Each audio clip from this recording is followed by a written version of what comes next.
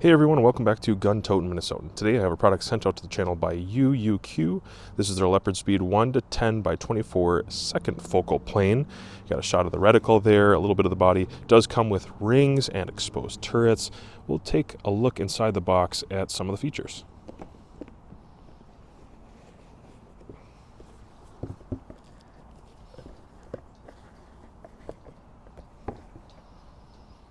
All right, the first thing I'm noticing, you get your lens cloth. You do get your tools all included. You get your manual, which is important. So this will tell you about how to use your product, the way that it's configured, the reticle, which is really important information. So you want to know what those values are in your subtensions. Okay, so there's your manual. Moving on, you have this card right here, so you can go ahead and scan that QR if you want to get some of their social media following, or if you have an issue with your optic. This will guide you in the right direction concerning the warranty, 1 year limited warranty. Then it's nice to see this inside, a really good quality Panasonic 2032 3V battery. That's nice to see. That's for your illumination.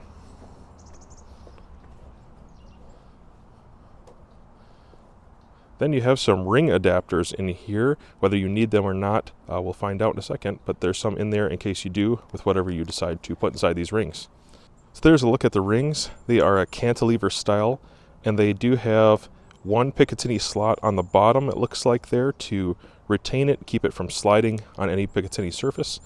And then you have some Allens, 4 of them, to tighten it down in your rail. And if you're putting this on an AR, which almost everybody would be, this will cantilever forward to give you a proper eye relief, even if your buttstock is somewhat collapsed. Allen's on top, looks like 4 screws per scope strap or ring. I like these one pieces, and it makes a lot of sense going with this particular kind of optic. So here's a look at the optic itself. Comes with the flip-up covers installed, and I'm going to take that rear one off. Show you there is your ocular focus. So if you're having issues with the reticle being not tight for your eye, all you need to do is look at a blank wall, a blue sky, something like that, and just adjust this a little bit at a time, and then take a peek inside to see if it's making your reticle more clear or not. Don't stare at it the whole time while you do it. Make little adjustments and then take a peek. That's the right way to do it. Here's your MAG ring right here. So it is a 1 to 10 power, and I would say firm but not stiff. Definitely, even in the cold today, I know there's no snow on the ground, but it is about 34 degrees out. Yeah, still pretty movable, even in the cold. Good texture, and there is a uniform texture on all the dials and knobs on the whole optic. You can see there's your 1 power, and there's the 10 power.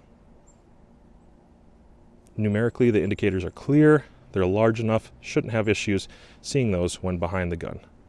There's your illumination knob, and illumination goes up to 11. Very tactile, snappy, goes right into place, and I don't think that's going to give you issues with being sloppy or being unsure what you're on or if it's on or off. You'll be able to feel it. It's very tactile. And this right here is the slot for a standard or maybe even a coin. You can slip that in there and release the cap to change your battery out. Let's take a look at those turrets. Turrets are MOA. They are lift to operate. They definitely have a nice distinct non-mushy click and feel. You can set these to 0, but you do not have a 0 stop with this model. This is more of a reticle-based holdover design, so not so much necessary to have a 0 stop on this, but you could dial if you needed to make some changes, whether you're going back and forth between different ammos, calibers, temperatures, or maybe you have a can, and then take your can off. And it looks like these turrets could be pretty tactile, audible, and we'll test for function in the next video. That's how you would release that, and you'll notice that these are half MOA increments. That's a really important measurement right there, just to know about half MOA increments.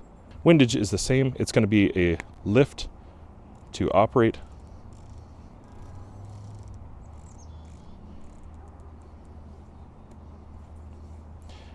And there's your front objective. It's a 24 millimeter. So 30 millimeter tube, very practical, and I'd say for a 1 to 10, it's fairly compact. All right, I'll go ahead and loosen these up, throw it in a mount, and take a look through the optic at the reticle.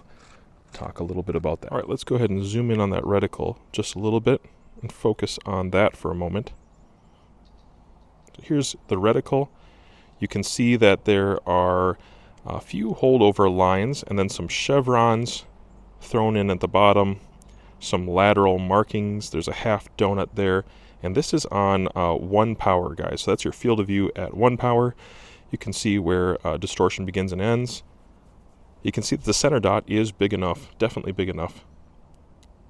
And being that it is a second focal plane, the reticle is going to stay the same size in proportion to the targets and magnification. It's going to stay the same size as you go back and forth from 1 to 6 power. All right, I'm going to go ahead and increase magnification, and it is mounted so it's not on a brick. Sorry for the wiggle. Going up to, let's go to 5 power, give it a shot. That's what it's going to look like at 5 power, and what we're looking at right there is about 89 yards away. So there's some tree branches in our way. Those are about 35 yards, right to those tree branches. Beyond the tree branches to that brick wall in the background, that's about 89 yards away. Let's move up to 8 power. There's 8 power. You can get a little bit of a sense of the depth of focus, as well as where the parallax has been set for this, which is right around 100 yards, and what it's going to look like if you're trying to shoot something closer. And then also there's a distant brick wall there. You can get a feel for what the actual focus would be more similar to. The only thing I have to mention is that with cameras, they can only really focus on one thing at a time. The human eye can do a little better than a camera can, typically looking through an optic like this and dealing with depth of field. The camera is one more complexity. Let's move it up to 10 power. And there's 10 power. So field of view is going to be reduced there, but you still have enough at 10 power to see several feet. There's quite a few there at 89 yards, and I think most people that buy this are going to be running it right around that 100-yard mark anyways, maybe a bit further. And if you did, you have those holdover portions. Let's go ahead and throw on illumination. There's setting 11.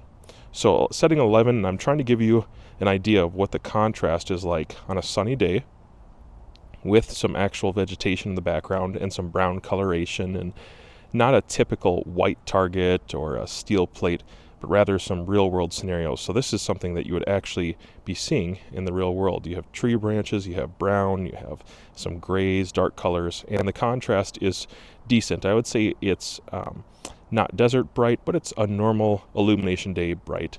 And being that it's a second focal plane, I think I can pick this up just fine on all powers with that illumination, and it's not obscuring the target. Let's bump down.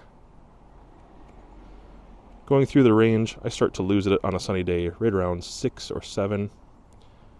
And then you do have your night vision settings as well. Obviously, you're not going to see it on a sunny day. But in the evening and the early morning, you will be able to pick up that lower level illumination, I'm confident. So let's go through those one more time. There's what your actual illumination is going to look like. It's illuminating most of the reticle there, and down to those chevrons. And there's a real world scenario with some dark colors, and I'm going to run through. There's 11 power. There's 10.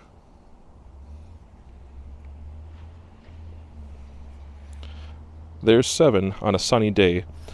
Thankfully, the reticle is thick enough and large enough that it is pretty easy to pick up. That's the advantage of a second focal plane once again.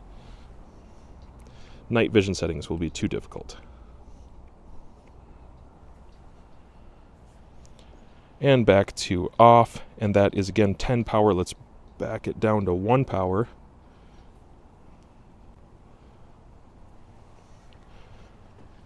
So the 1X is going to look like that. You can get an idea of how true the 1X by looking at the edges of the optic, the center of the optic, and then looking on the periphery of the camera and get a feel for what that 1X is actually doing there and make your assessment. And I thank you for checking out my channel. If this isn't exactly what you were looking for, check out their store and their storefront on Amazon. They might have something else that interests you, or check out my channel for more videos like this.